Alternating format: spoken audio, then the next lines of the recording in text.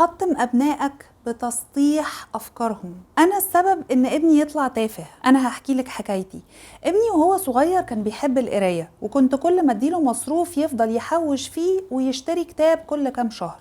كان بيقرأ في مجالات كتير. أنا على قد ما كنت مبسوطة على قد ما كنت شايفة إن القراءة بتيجي على حساب المذاكرة، بالذات لما ابتدى يكبر ويدخل في السنين الجد في المدرسة. كان في صراع جوايا بين إني أسيبه يكمل في هوايته اللي أنا عارفة إنها مفيدة، وبين إني كنت شايفة إن الوقت اللي بيقرأ فيه ده المذاكرة أولى بيه.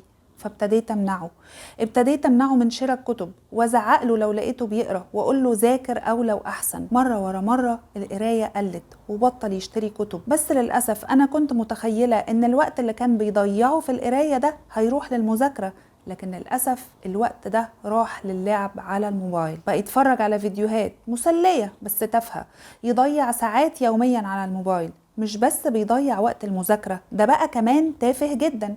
لما كان بيقرأ كتير كنت بحسه عقل واعي وبيفكر كويس رغم انه كان أصغر من كده، لكن دلوقتي للأسف حياته بقت في منتهى التفاهة بسببي. انا ندمانه وبقول يا ريتني ساعدته ينظم وقته فيقدر يذاكر كويس وفي نفس الوقت يقرا ويتثقف. ولما دلوقتي بقول له ايه رايك يا حبيبي تعالى ننزل نشتري كتب زي زمان، بقى يرفض. انا السبب، انا اللي عملت كده في عقل ابني. ازاي احمسه يرجع يقرا تاني؟ هو يعني ايه اسطح عقل ولادي؟ يعني انا اللي ابقى بايدي بزقهم للتفاهه. طب ثانيه واحده، هو في اهل بيعملوا في ولادهم كده؟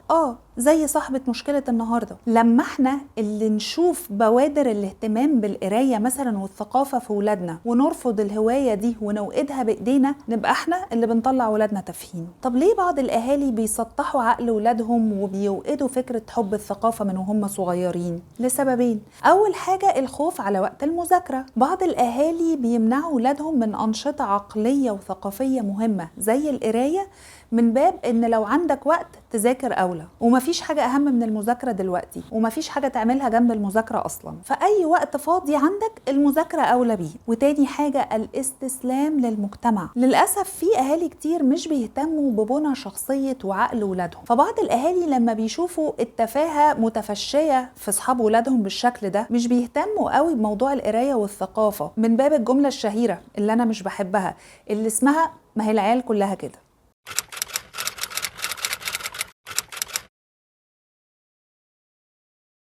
ايه هي التبعات السلبية لتسطيح عقل ولادنا؟ حاجتين.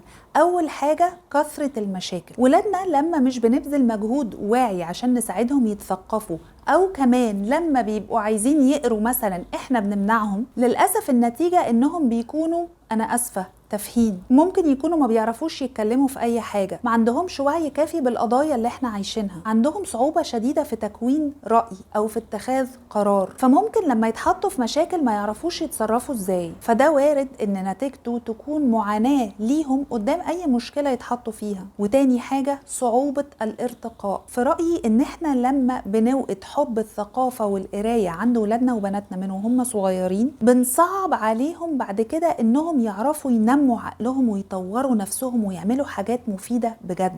لأن الأنشطة العقلية اللي زي القراية بتساعد العقلية، المنتاليتي، المايند سيت، الطريقة اللي بفكر بيها، منطلقات تفكيري في تقييم الأشياء والحكم عليها. فبشكل كبير لو حياتي في فترة المراهقة كانت عبارة عن مذاكرة وموبايل وخلاص، محدش من أهلي كان بيساعدني أكبر عقلي ولا يفهموني الدنيا بيجرى فيها إيه، غالبا هواجه صعوبة في ده لما أكبر. والعكس تماما مع الولاد اللي حبوا القراية من وهم صغيرين وأهلهم شجعوهم عليها، مهاراتهم العقلية بتفرق جدا. طب اعمل ايه؟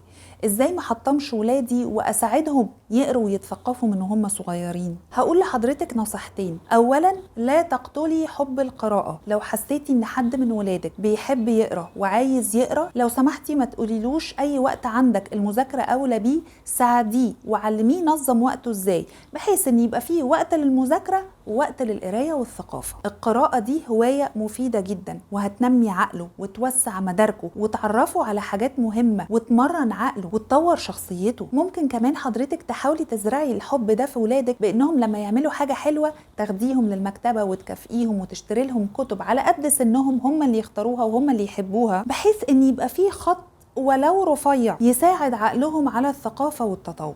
وآخر حاجة الاجتماع العائلي أو الفاميلي ميتينج. لو سمحتي خلي البيت الأسرة مكان آمن الولاد يتعلموا فيه، في بينا اجتماع عائلي قاعدين مع بعض بنتكلم في مواضيع عامة، في مشاكل بنفكر نحلها مع بعض ازاي، حكاية حد فينا عايز يحكيها للباقيين، نتكلم ناخد وندي من غير خناقات وصوت عالي، قضايا عايشينها يفهموها ويسألوا عنها ونجاوب، مواضيع مهم انهم يعرفوها، حاجات غريبة حصلت نحكيها لهم واسمع منهم واخد رأيهم، ومفيش مشكلة خالص لو قالوا رأي ساذج او تافه يعني من وجهة نظري، لان هو ده أصل الهدف، إني أساعدهم يتعلموا ويفكروا ويعبروا عن رأيهم بشكل أحسن. فدوري هنا إني أمدح محاولاتهم وأوجهها وأطورها كمان. مش قادرة أقول لحضراتكم الأسر اللي بتعمل الفاميلي ميتنج ده ترابطهم مع بعض بيفرق إزاي، وأقول ولادهم بتتطور قد إيه. وربنا يعلمنا كل حاجة حلوة فيها خير لولادنا يا رب. سلام عليكم.